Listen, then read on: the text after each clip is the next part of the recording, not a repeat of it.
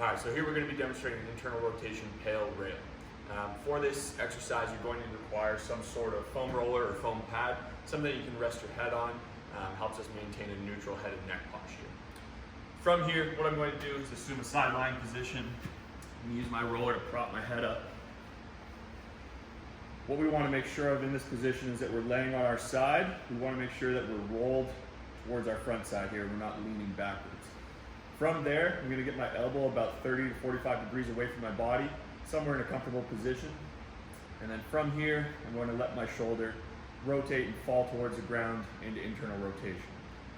Once I'm here, I'm going to place my other hand on top. I'm using my hand as some sort of active resistance. So what I'm going to do is once I'm in this sideline position, I'm internally rotated, placing this hand on top, I'm going to try and externally rotate that shoulder into my hand. I'm going to build up 20, 40, 60, 80% up to max effort. I'm going to hold that max effort rotation into my hand for 15 seconds.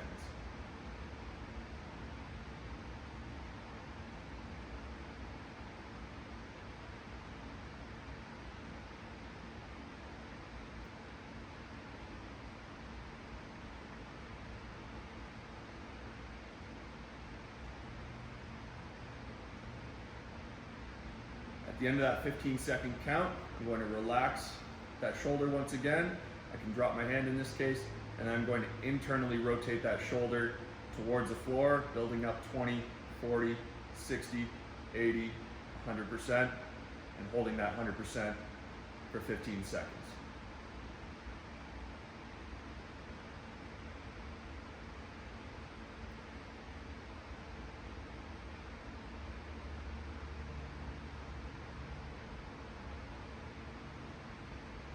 And then relaxing. So that would be one rep. We're going to repeat that for however many reps are prescribed. A couple important notes on these. Number one, I want to make sure that as I'm rotating, I'm not adducting or abducting that shoulder. I want to make sure the elbow stays neutral on the shoulder here, and we're not pressing or pulling with this. We want to make sure we're feeling rotation. Number two, we also want to ensure that the back side of that shoulder remains flush to the floor, and that we're not actively driving that elbow into the turf and lifting the elbow up. Once again, we want to maintain a neutral shoulder socket.